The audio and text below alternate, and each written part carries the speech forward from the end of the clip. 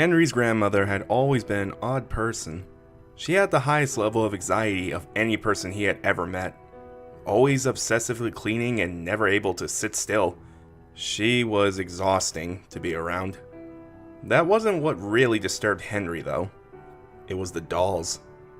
There were two of them, a man and a woman. They were old-fashioned China dolls with painted faces. Their facial expressions were unlike any that he had ever seen. Instead of charming smiles or in any way happy faces, these dolls had looks of shock painted on their delicate faces. Luckily, Henry and his cousins didn't have to look at the dolls too often. His grandmother kept them under lock and key. She owned a 2-bedroom house, and one of the rooms belonged to the dolls. The room came with a full-size bed decorated in old, lacy blankets.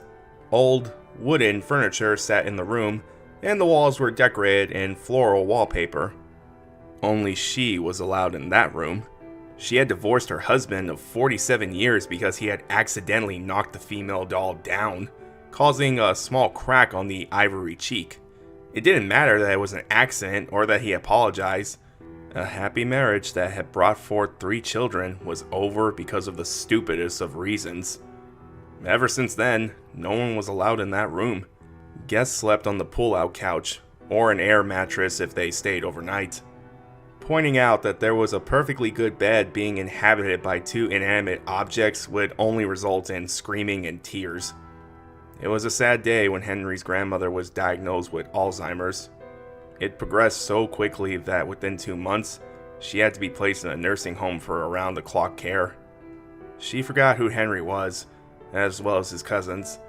She forgot that she had children, much to Henry's mom's distress. She forgot the majority of her life, but until the day she died, she never forgot about her dolls. The staff at the nursing home said that she would cry at night. She would apologize to some invisible person and repeat, I appreciate. Regardless of the amounts of prodding by the family and staff, she would never explain what she appreciated.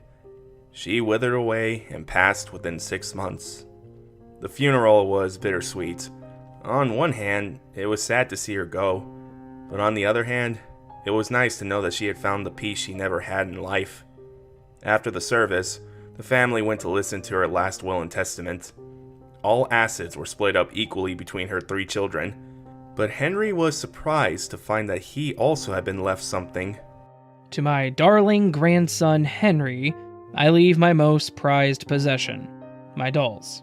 Read the caretaker. You will also receive all items located in their room. I have also left a letter for you. Please read it at your earliest convenience. It is my wish that you read it alone. The letter was passed to Henry. He wasn't thrilled with the idea of owning his grandmother's dolls, and was sure that the letter contained instructions on how to properly care for them. He would read the letter as his grandmother said, but he had every intention of leaving the dolls in a box in his attic and sending the rest to Goodwill. He retrieved the dolls the next day. He would call his local Goodwill to pick everything up sometime later in the week. He placed the dolls in a cardboard box and dropped them by his couch when he got home. Before pulling down the ladder to the attic, he carefully opened his grandmother's letter. Sweet Henry, what I'm going to tell you is going to sound impossible, but please believe me when I say that this is all true. When I was a little girl, I grew up very poor. I had parents who loved me, but they barely had the money to keep us fed. A couple blocks from my house was a toy store called Ollie's Toys. Sitting in the window was a beautiful China doll. I wanted it so badly. I would beg my parents all the time to get it for me, but alas, we did not have the money. A troop of gypsies set up a camp in our little town for a few weeks. They offered fortune-telling and miracle cures and other mystical things. Daddy told me that they were liars who liked to swindle people out of their hard-earned money. One day, I passed Ollie's when I saw that the doll in the window was gone. I went to the owner of the store, and he said somebody had bought it. In my childhood innocence, I convinced myself that my parents had given in to my pleas and saved up enough money for the doll. I ran home, truly believing it would be there waiting for me. My happiness was dashed when I realized that they hadn't bought the doll. I cried, and they tried to comfort me, softly reminding me that they just couldn't afford the doll. In a moment of anger that I will regret forever, I told them that I hated them, and I ran out the door. I found myself at the campsite of the gypsies. I was crying uncontrollably. A woman in odd clothing came up to me and asked what was wrong. Through my sobs, I explained everything. She tutted and invited me into her tent. It was lavish, with pillows and curtains and round table in the center. She told me to have a seat. You, young one, lack appreciation for what you have. This stumped me, as I was so poor I had nothing. But, the woman continued, I have a way to give you what you want and teach you to appreciate what you have. When you go home, you will have not one, but 2 china dolls. These dolls shall teach you the lesson you lack. I explained that I couldn't pay her, but she insisted that it was free of charge. I hugged her, thanking her, and took off home. When I got there, the 2 dolls lay on the ground a couple feet away from each other. Something was familiar about them, but I put the thought aside. I played with them for hours before I realized that my parents were not home. In fact, the fireplace was still burning. My parents never left the house with the fire still burning. I called out for them, in panic, but could not find them. That's when I noticed the small bracelet on the girl doll's wrist. It was the same as my mother's, who had gotten it from her mother. She never took it off. I stepped back and looked at the dolls, their hair, their clothes, the color of their eyes. I gasped in horror. My parents had never left.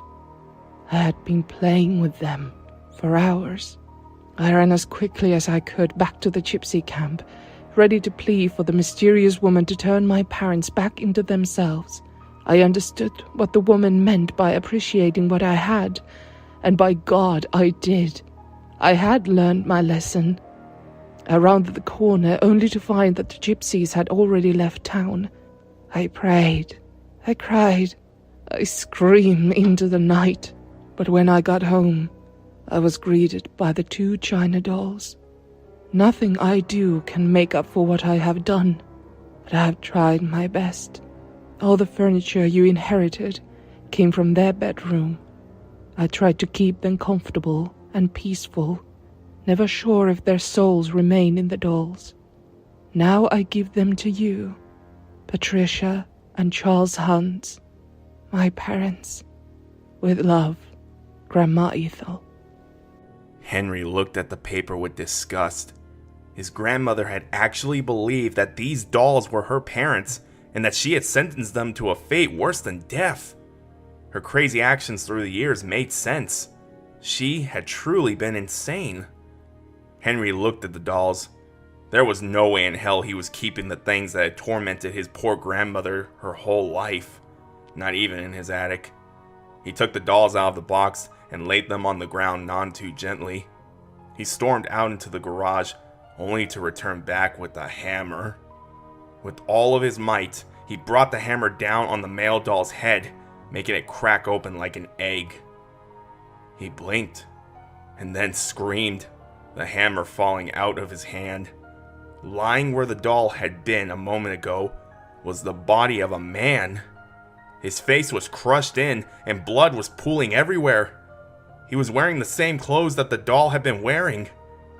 Henry stared in shock as he realized that he had just killed his great-grandfather. He began pacing back and forth until a troubling thought crossed his mind. Would it be better to put his great-grandmother out of her misery as well?